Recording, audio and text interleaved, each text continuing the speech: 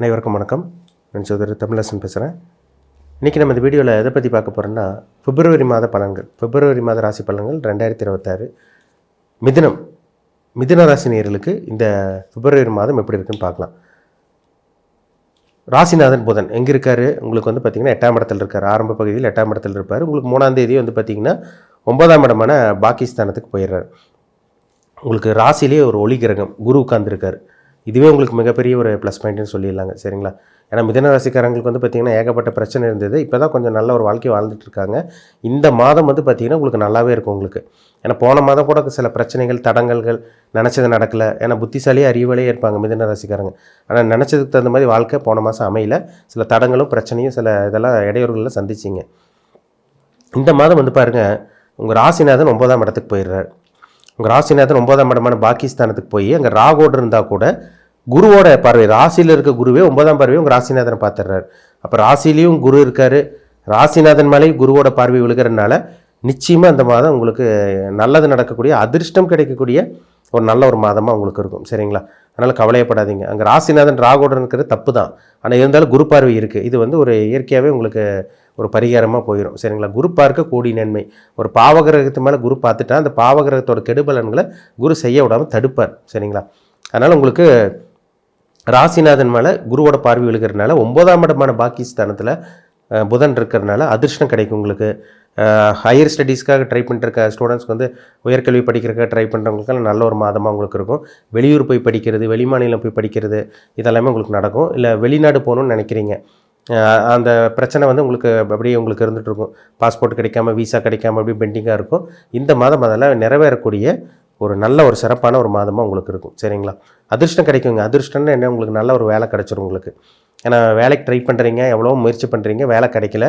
உங்களை விட அறிவு கம்மியாக இருக்கவங்க, திறமை கம்மியாக இருக்கவங்கள வேலை கிடைச்சதுன்னு சொல்லிகிட்டு இருக்கீங்க. ஆனால் மிதுன ராசி நேயர்களுக்கு இந்த மாதம் கண்டிப்பாக எதிர்பார்த்த வேலை கண்டிப்பாக கிடச்சிரும். ஏன்னா ராசிநாதன் வந்து நல்லா இருக்கிறதுனால அதுக்குண்டான அமைப்பு ஜாஸ்தியாக இருக்குது, வாய்ப்புகள் அதிகமாக இருக்குங்க. வேலையே இல்லாமல் இருக்கவங்களுக்கு வேலை கிடச்சிரும். ஒரு சில பேர் வந்து இன்டர்வியூ அட்டன் பண்ணவங்களுக்கு வெயிட்டிங்கில் இருக்கவங்களுக்கு வெயிட் பண்ணி சொல்லியிருப்பாங்க, கூப்பிட்றேன்னு சொல்லியிருப்பாங்க.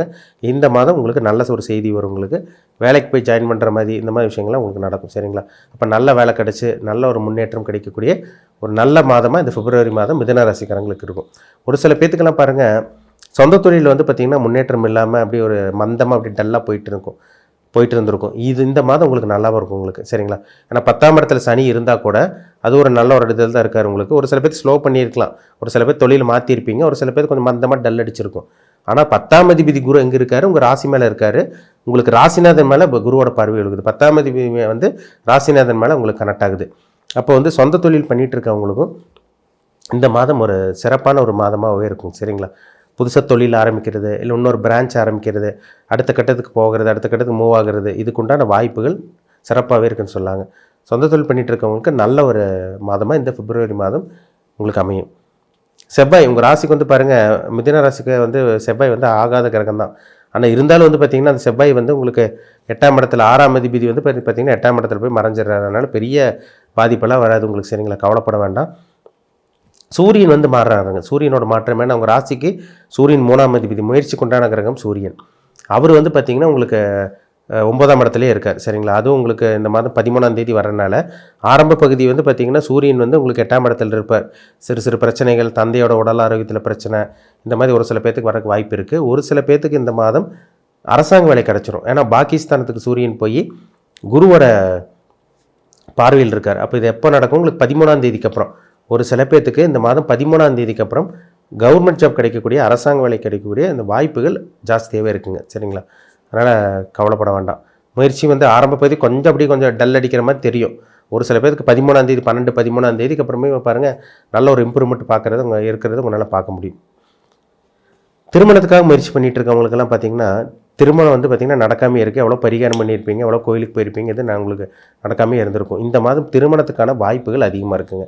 ஏன்னா உங்கள் ராசிக்கு 7ஆம் அதிபதி குரு உங்கள் ராசியிலே உட்காந்துருக்காரு. அதேமாதிரி கலத்தர காரகன் சுக்கிரன், அந்த சுக்கிரனும் உங்களுக்கு வந்து பார்த்திங்கன்னா இந்த மாதம் உங்களுக்கு 6ஆம் தேதியெல்லாம் உங்களுக்கு அதுவும் 9ஆம் இடத்துக்கு போகிறதுனால அதுவும் நல்ல ஒரு அமைப்பு தான். புத்திர பாக்கியம் கிடைக்கக்கூடிய வாய்ப்புகள் நல்லா இருக்குது. திருமணமாகாமல் இருக்கவங்களுக்கு திருமண வாய்ப்பு கைக்கூடி வந்துடும். சரிங்களா?